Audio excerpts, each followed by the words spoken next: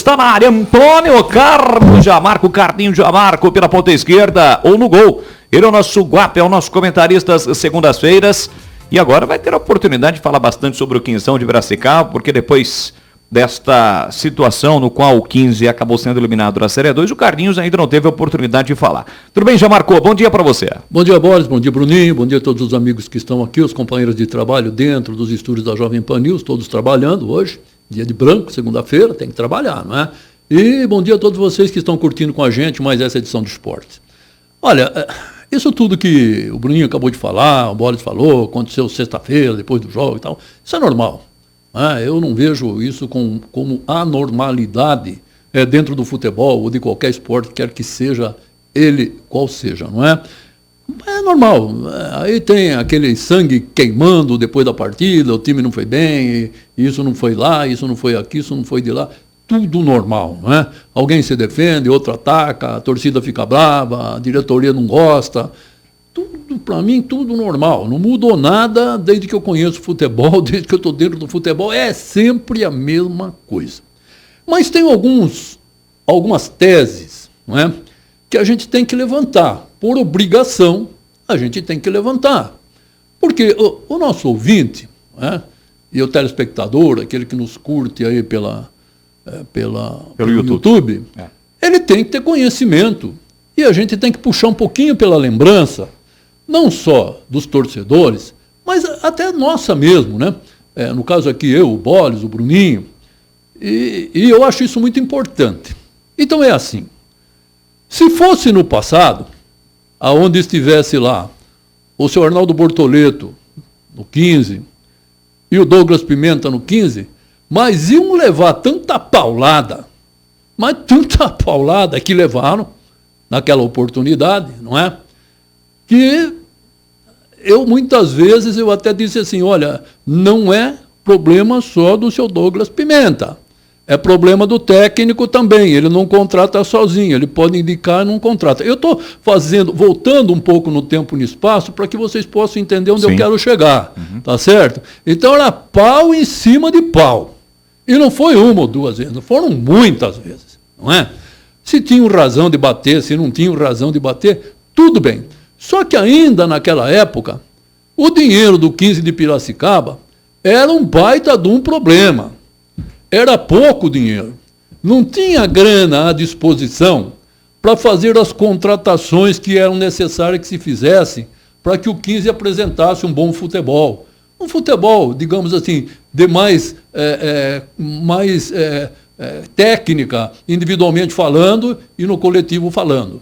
Era aquele dinheirinho suado, né? Aquele que vinha numa briga desgraçada. Tanta briga que até no caso do Beraldo teve briga pra caramba para vender o Beraldo. Porque chegou numa oportunidade, não tinha dinheiro para pagar salário. Então se contratava naquela oportunidade dentro do que se dispunha financeiramente falando. Deixa eu deixar bem claro aqui que eu não sou advogado de ninguém e nem quero ser.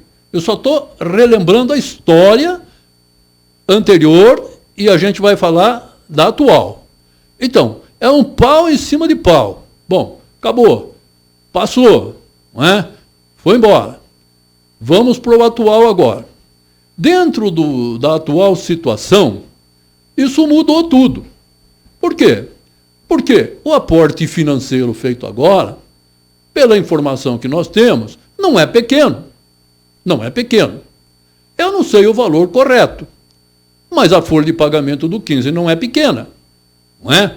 E os jogadores que aí chegaram, não é jogador de 5, 6 contos, 5, 6 mil reais, 10 mil reais, 15 mil reais. É jogador com valor muito maior. Mas tudo bem. Diante desse aporte, diante dessa situação toda, de uma nova diretoria, com a chegada também do Ademir Bertoglio, é esse o nome dele? Bertoglio, isso. Bertoglio, alguma coisa assim, que praticamente fez o trabalho que fazia o Douglas Pimenta, não é? E com dinheiro na mão para contratar, para trazer jogador, o que é que aconteceu? Não é o presidente do 15 que é o culpado da história. Porque, na verdade, o presidente do 15, ele delega. Olha, você é o responsável pela contratação. Você tem que contratar. Ele conhece também? Conhece. Ele pode opinar? Pode. Ele deve opinar? Deve. Mas tem um homem específico para ele, para contratar, que hoje chama-se Ademir Bertolli. Ele contratou certo ou não contratou certo? A história vai dizer. Deu certo as contratações? Não deu? Está aí para todo mundo ver. Eu vou dar um exemplo. O Evanderson. Vamos pegar o Evanderson como exemplo. O Evanderson chegou no 15. É um baita de um jogador. É um volante maravilhoso, não é?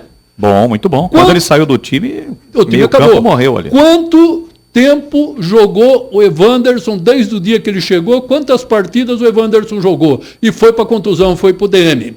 Ele fez 7 partidas, inteira apenas 2, foram 458 minutos. Se a gente dividir por 7, aí dá 60 e alguma coisa, né? Pois é. Então, de 17 partidas, jogou 7. E o Bolt?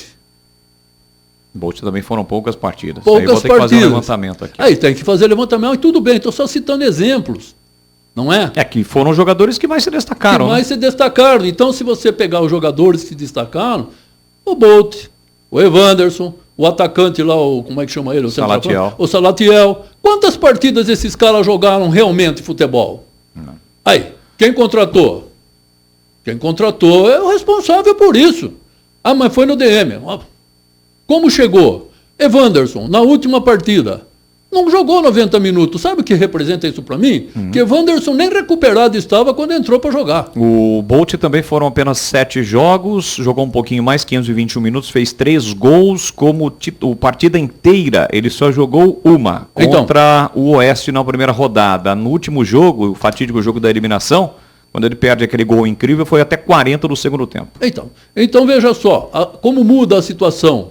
De um momento que você não tinha nada, contratava com miséria, porcaria de dinheiro na mão, e num outro momento que você tem tudo, contrata, parece que jogadores tecnicamente muito bons, que está todo quebrado. Que é o Salatiel? O Salatiel, fala do Salatiel. Salatiel, ó, tem aqui para você. Salatiel, que foi expulso no jogo contra o Taubaté, desfalcou 15 contra o Capivariano. Olha lá. Jogou um pouquinho mais. 11 jogos, 934 minutos. Foi titular. Jogou os 90 minutos em 1, 2, 3, 4, 5, 6 partidas.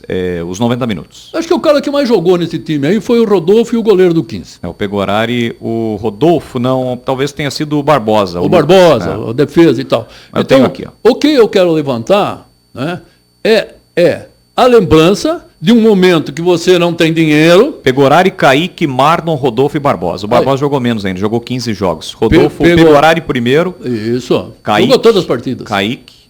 17 jogos, só que o Kaique jogou na minutagem menos do que o Pegorari, né? Certo. Pegorari jogou tudo. Isso. E Rodolfo. Bom, então por aí vocês vão vendo como é que é a situação. Quer dizer, num momento que você tem pouco dinheiro, você monta uma coisa com o que você tem. E no momento que você tem aporte financeiro maior, você não consegue também montar aquilo que você precisa. Então, tem que rever este posicionamento de contratações.